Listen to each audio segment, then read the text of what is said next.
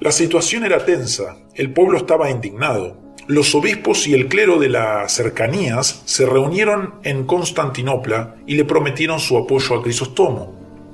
Todo lo que éste tenía que hacer era dar la orden y los obispos se constituirían en un sínodo que condenaría a Teófilo y los suyos, al tiempo que el pueblo se sublevaría y sacudiría los cimientos mismos del imperio. Con una sola palabra del elocuente obispo, toda la conspiración caería por tierra. Arcadio y Eudoxia lo sabían y se preparaban para la lucha. Crisóstomo también lo sabía, pero amaba demasiado la paz y por ello se preparaba para el exilio. A los 3 días de recibir la orden imperial, se despidió de los suyos, se entregó a las autoridades. El pueblo, sin embargo, no estaba dispuesto a rendirse tan fácilmente. Las calles bullían de gente prontas a amotinarse. Los soldados y la pareja imperial no se atrevían a aparecer en público. Esa noche, como una señal de la ira divina, la tierra tembló. Pocos días después, ante las súplicas asustadas de Eudoxia, Crisóstomo regresó a la ciudad y a su púlpito, en medio de las aclamaciones del pueblo. Aunque el obispo había regresado, las razones del conflicto no estaban resueltas. Tras varios meses de intrigas, confrontaciones y vejaciones, Crisóstomo recibió una nueva orden de exilio y otra vez, aún contra el consejo de muchos de sus seguidores, se entregó a los soldados tranquila y secretamente, a fin de evitar un disturbio cuyas consecuencias el pueblo sufriría. Pero el disturbio era inevitable. En la catedral de Santa Sofía y sus alrededores, el pueblo se reunió, y mientras la multitud forcejeaba con el ejército, estalló un incendio que consumió la catedral y varios edificios vecinos. Tras el disturbio, vinieron la investigación y la venganza.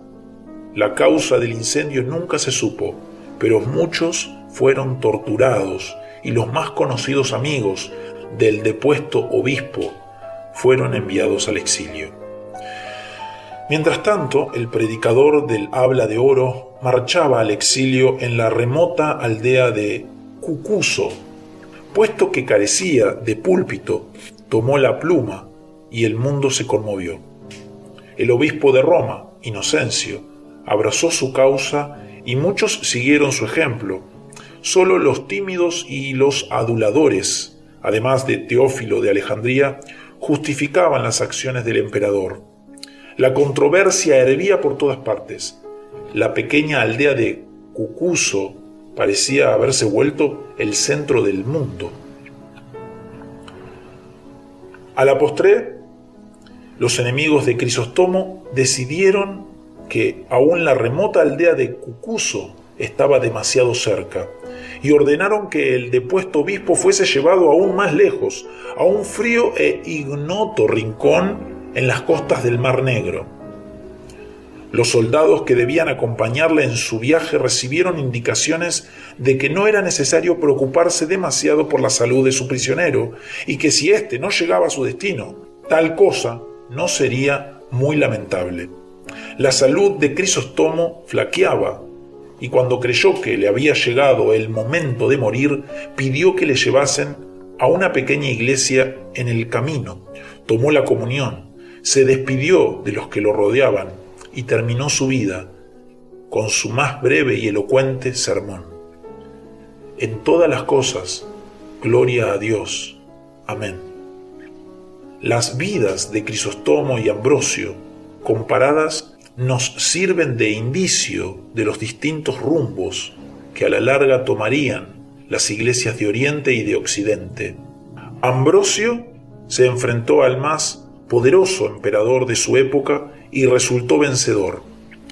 Crisóstomo, por su parte, fue destituido y enviado al exilio por el débil Arcadio. A partir del siglo próximo, la iglesia de Occidente, es decir, la de habla latina, se haría cada vez más poderosa en medio de los desastres que destruyeron el poder del imperio.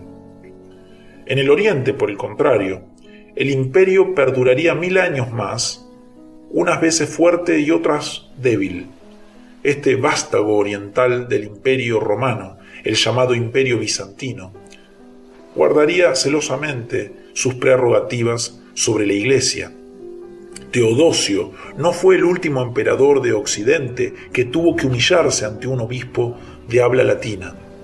Y Juan Crisóstomo, el del habla de oro, no fue el último obispo de habla griega enviado al exilio por un emperador de Oriente.